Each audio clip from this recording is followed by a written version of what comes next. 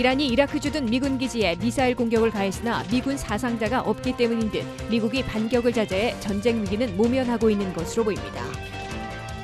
미국은 이란과의 무력 충돌을 대비해 중동 지역에 8만 명의 미군 병력을 결집시키고 있습니다. 한국의 총선을 앞두고 자유한국당 특사단은 워싱턴을 방문해 재외동포 표심 잡기에 나섰습니다. 오는 27일부터 세금 보고 서류 접수가 시작되는 가운데 각종 사기 행각에 주의가 요구되고 있습니다. 비만 증가 추세가 지속되면 10년 내 미국 인구의 절반이 비만이 될 것이라는 연구 결과가 나왔습니다. 시청자 여러분 안녕하십니까? 워싱턴 뉴스 투데이입니다. 이란이 이라크 주둔 미군 기지 두 곳에 12발 이상의 미사일 공격을 가했으나 미군 사상자가 없기 때문인 듯 미국이 반격을 자제해 미국과 이란이 전쟁 위기는 모면하고 있는 것으로 보입니다.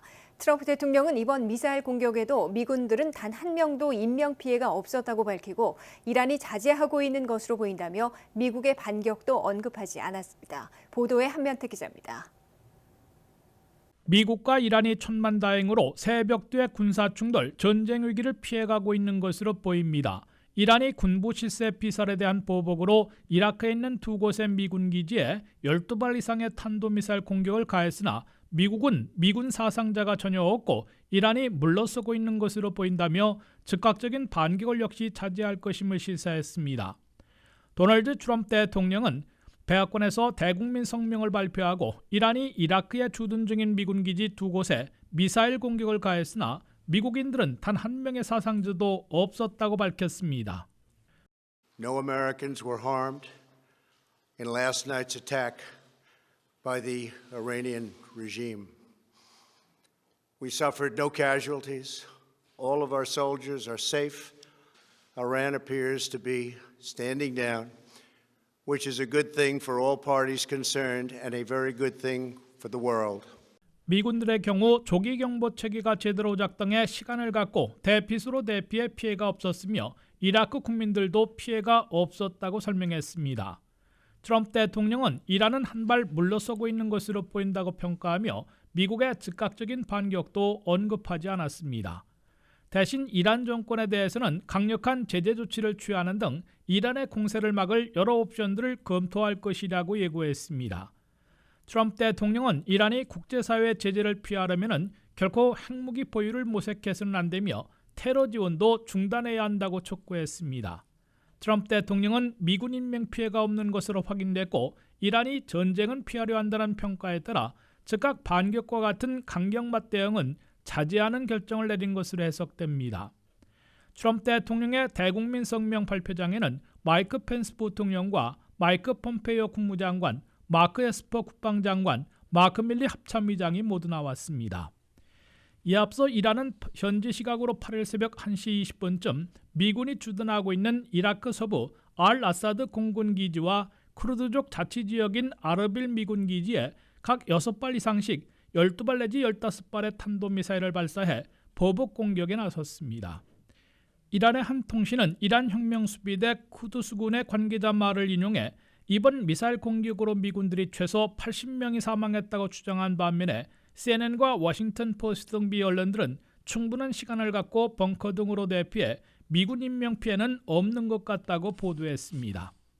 이란 지도부는 자국민들의 분노를 반영해 보복에 나서면서도 전쟁만큼은 피하려고 미군들이 적은 서부 알-아사드 공군기지에 6발을 쐈고 핵심 기지인 아르빌에서는 충분한 대피로 인명피해를 최소화할 수 있다고 계산한 재단된 미사일 공격이었을 것으로 미 일각에서는 분석하고 있습니다.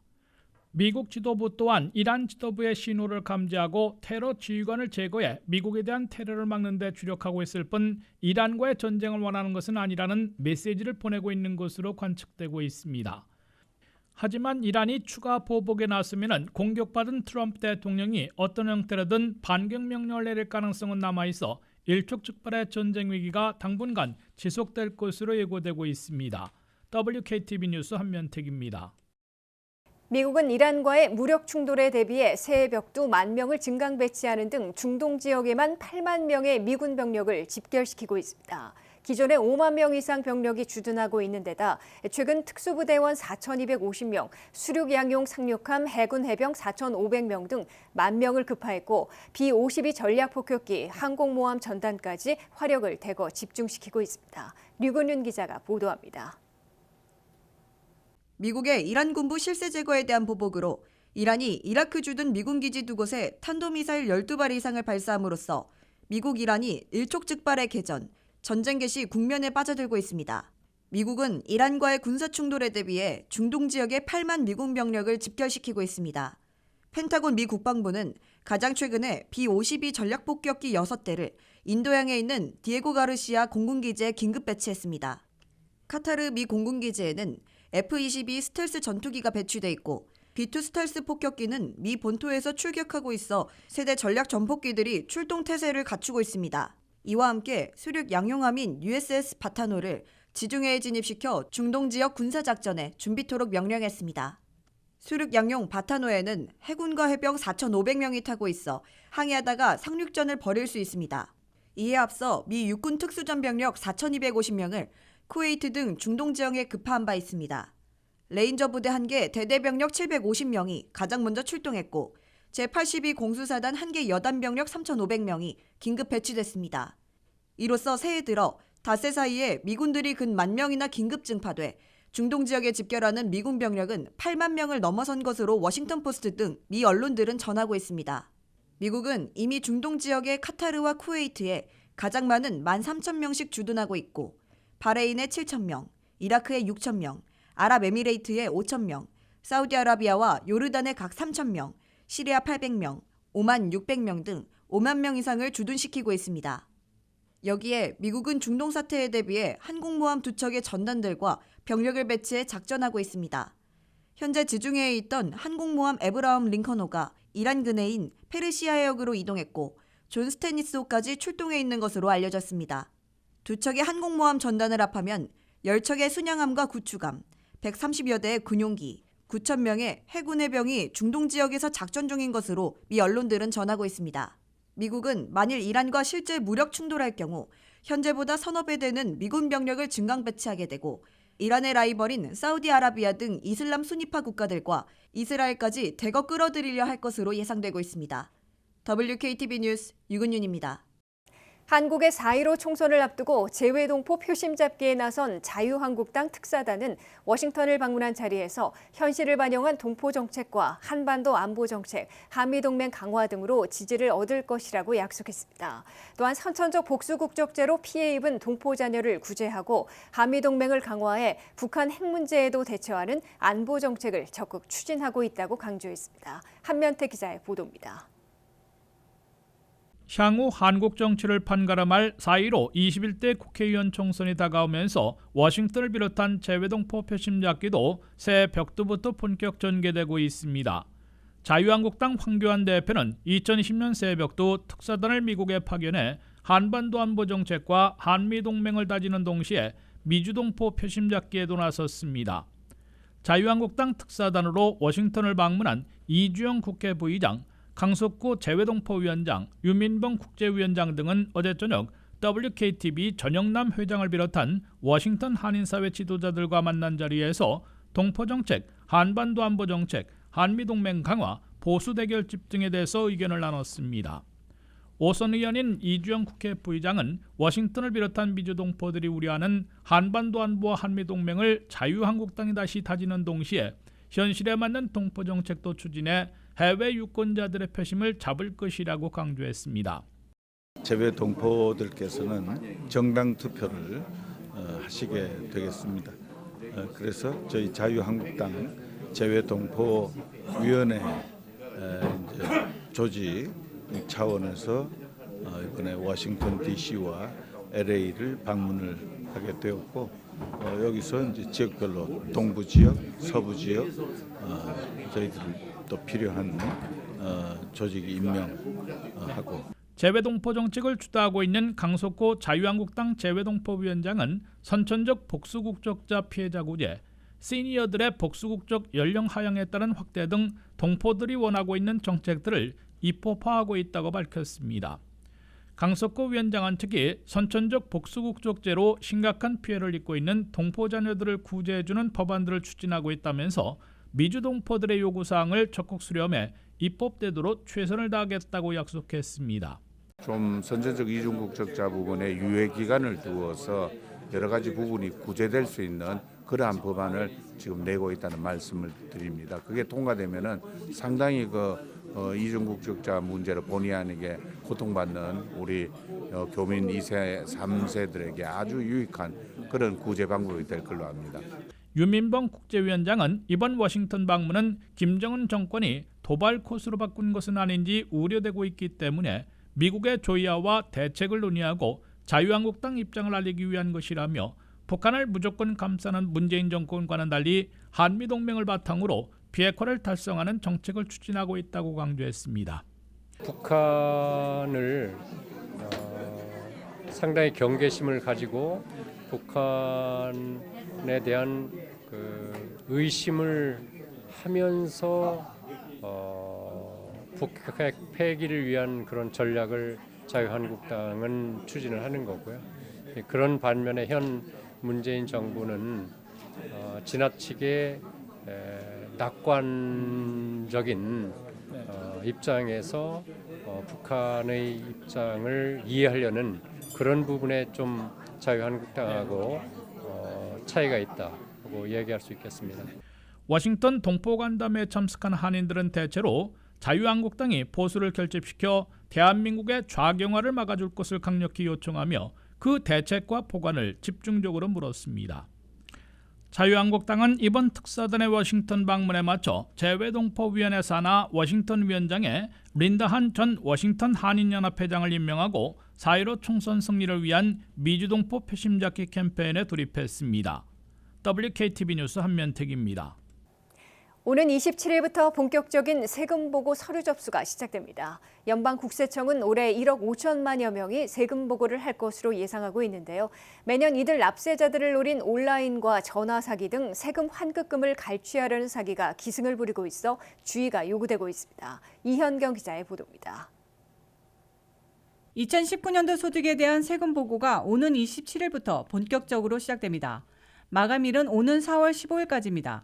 매 세금 보고 시즌이 되면 연방국세청을 사칭하며 온라인과 전화 사기가 활개를 치는데 납세자들의 각별한 주의가 요구됩니다.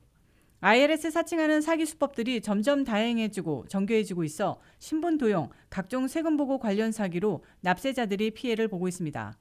사칭 사기 수법 중 하나는 세무감사를 받아야 한다는 협박성 전화가 대표적입니다.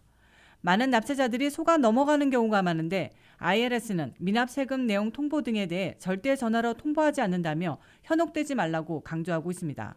납세자들에게 여러 차례 편지를 통해 보냈는데 응답이 없어 전화를 한 것이라고 하거나 캐시어스 체크를 갖고 특정 장소에서 만나길 요구하는 경우도 있습니다. 프리페이드 데비카드나 송금 등의 특정 납부를 요구하는 것은 스팸으로 봐야 합니다. IRS는 즉시 납부한 데비카드와 같은 특정 납부를 절대 요구하지 않는다며 이런 전화를 받았을 경우 응답하지 말고 끊으라고 조언하고 있습니다. 또한 실제 은행 계좌를 도용하기도 합니다. 컬렉션 에이전시, 즉 대행자를 통해 빼돌린 개인 정보로 환급을 요청하고 환급액을 다시 빼돌리는 수법을 이용하기도 합니다. 이메일과 소셜미디어 등을 통해 접근하는 수법도 등장하고 있습니다. IRS 이 서비스가 보낸 이메일일 경우 먼저 직접 해당 웹사이트를 확인하고 이메일에 온 링크를 함부로 열지 말라고 강조했습니다. 이메일 사기 수법이 만연하고 있어 세금보고 대행자를 사칭해 개인정보를 훔치기도 합니다. 세무대리인이나 온라인 세금보고 소프트웨어를 사칭한 이메일로 납세자들의 이름, 소셜번호 등을 알아내 세금보고 서류를 제출, 환급금을 타내려고 시도하기도 합니다. 세금보고 대행 업체들도 조심해야 합니다. 사무실을 차려놓고 저렴한 비용으로 세금 환급을 많이 받게 해주겠다고 유인하는 경우도 있어 각별한 주의가 필요합니다. 올해 세금 보고에 나서는 납세자들은 대략 1억 5천만여 명에 달할 것으로 예상하고 있습니다. 이에 IRS는 세금 환급금 지연을 피하기 위해서 전자파일을 통해 세금 보고를 하고 환급금은 은행 계좌로 직접 받는 방식을 택하는 것이 도움이 된다고 권고하고 있습니다. WKTV 뉴스 이영경입니다. 세계적으로 과체중과 비만이 증가세를 보이는 가운데 특히 미국의 경우 이 추세가 지속되면 10년 내에 인구 절반이 비만이 될 것이라는 새로운 연구 결과가 나왔습니다. 성인의 25%는 고도 비만으로 분류돼 1990년대처럼 비만이 일반적으로 확산될 수 있다는 우려도 제기되고 있습니다. 김지수 기자의 보도입니다. 미국 성인 중 절반가량이 10년 후 비만이 되고 25%는 고도 비만이 될 것이라는 연구 결과가 나왔습니다. 영국 의학학술지 랜싯에 발표된 연구에 따르면 더 건강한 생활 습관과 식습관을 누리지 않을 경우 2030년까지 미국인 4명 중 1명은 심각한 비만이 될 것으로 전망됩니다. 이 전망은 지난 26년간 600만 명 이상 미국 성인의 자체 보고된 체질량 지수 데이터를 분석해 도출됐습니다. 비만은 신장과 체중의 비율을 사용한 체질량 지수로 측정하며 저체중이나 정상은 BMI 지수가 25 이하, 과체중은 25에서 30, 경도 비만은 30에서 35, 고도 비만은 35 이상일 때로 분류됩니다. 이번 연구 결과에 따르면 특히 남부와 중서부 주민의 50% 이상이 이미 비만으로 간주되고 있어 가장 부정적인 영향을 받을 것으로 보입니다. 미 질병통제예방센터는 현재 성인의 40%를 비만으로 분류하고 있으며 비만 추세가 지속된다면 BMI 분석에 근거해 2030년까지 미국 성인 2명 중 1명은 비만, 그리고 4명 중 1명은 심각한 중증 비만을 초래할 수 있다고 밝혔습니다. 또한 당뇨병과 관상 동맥 심장질환, 그리고 암 등의 추가적인 질병 부담으로 이어질 수 있다는 전망이 나옵니다. 의료비 역시 상당히 증가할 수 있습니다. 비만 관련 질병을 치료하는 데만 연간 총 660억 달러가 소요된다는 분석입니다. CNN은 연구 결과를 인용하며 현재 미국인의 18%만 심각한 비만으로 간주되지만 비만 증가가 계속된다면 중증 비만은 1990년대의 전체적인 비만 현상처럼 일반화될 것이라고 강조했습니다. 이번 조사 결과 오는 2030년에 미국 성인 49%가 비만 단계에 진입하고 29개 주에서는 비만 비율이 50%를 넘을 것으로 전망했습니다. 다만 CDC에 따르면 현재 비만 비율이 높아지고 있지만 신규 당뇨병 발병률은 떨어져 비만 초기 대처가 개선된 것으로 나타났습니다. WKTV 뉴스 김지수입니다.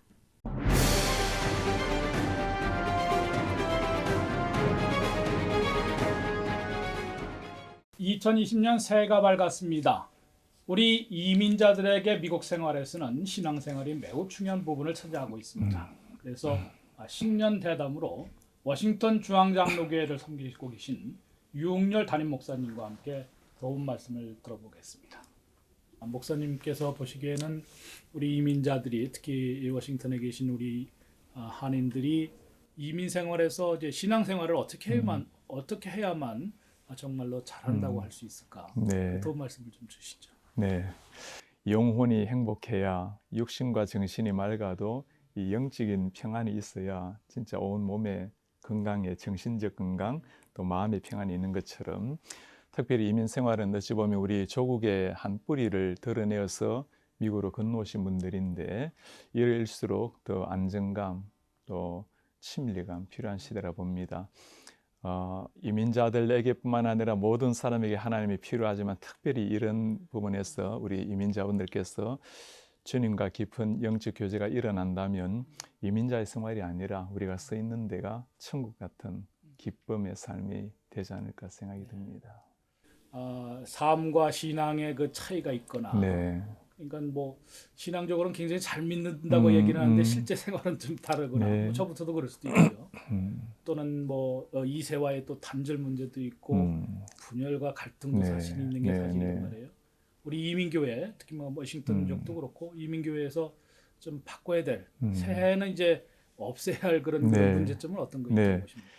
지금 말씀하신 그런 반목 질시라든가 또는 분열 갈등 이런 것들이 뭐 지상의 교회니까 있을 수밖에 없다 하겠지만 그러나 일어나는 것에 대해서는 굉장히 부끄러운 일이고 참 죄송한 그런 마음입니다. 오히려 교회라는 것은 지상에 일어나고 있는 분열 갈등을 하나로 만들어주는 게 해소시키는 게 교회가 해야 될 일인데 새해에는 예수님께서 우리에게 보여주신 삶을 깊이 묵상하면 참 좋겠습니다. 주님께서 이런 분열된 세상, 자기 자신을 향해서 나아가는 자기중심적 세상에 오셔서 주님이 당신을 희생하시고 우리를 살려내시고 하나 되게 하셨기 때문에 그 예수님을 깊이 묵상하고 따라가는데 진정한 해답이 있지 않나 생각이 들고 특별히 이민사회 같은 경우는 우리가 이 지역의 그 다수 민족 속에 섞여 있는 소수민족인데 특히 우리 한인들 간에 진정한 하나됨이 있어야 사는 맛이지 않겠어요?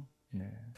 뭐 워싱턴 중앙장로교 하면은 성도를 훈련시켜서 세상을 바꾸는 변화시키는 네. 그런 교회라는 슬로건을 내걸고 계신데 특히 네. 2020년 새해에 어떤 모토 중점을 두실 그런 계획이 네. 있다 그러면 한번 소개해 네. 주시죠.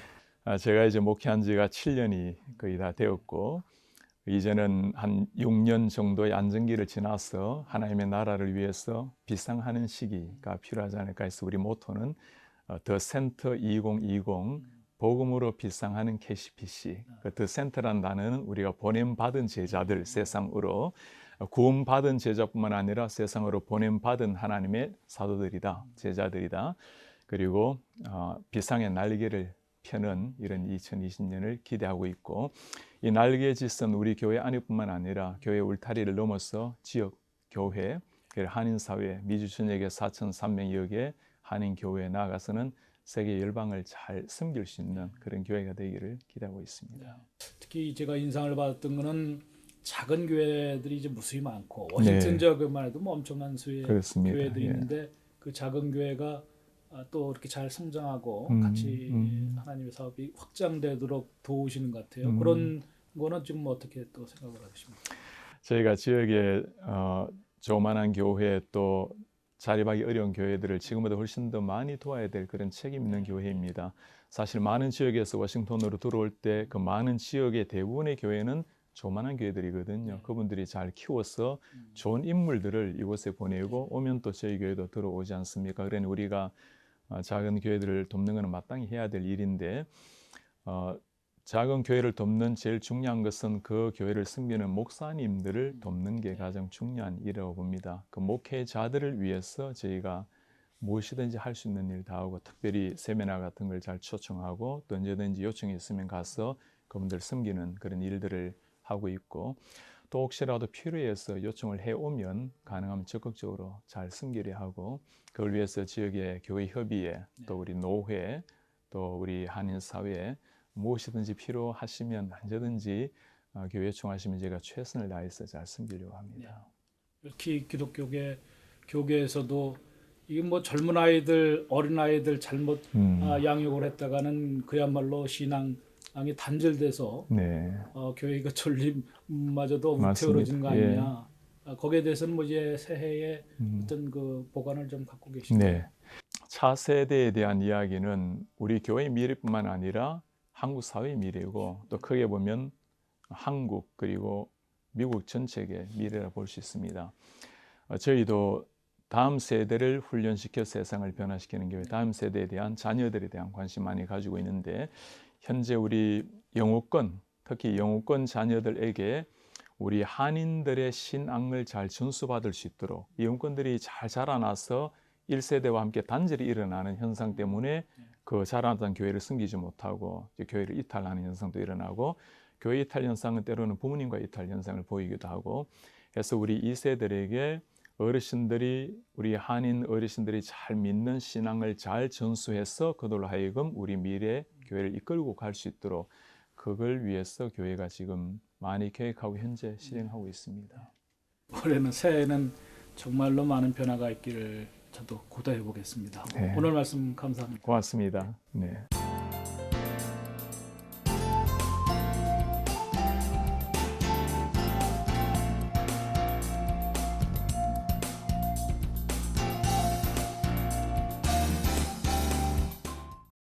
이상으로 워싱턴 뉴스투데이를 마치겠습니다. 시청해주신 여러분 고맙습니다.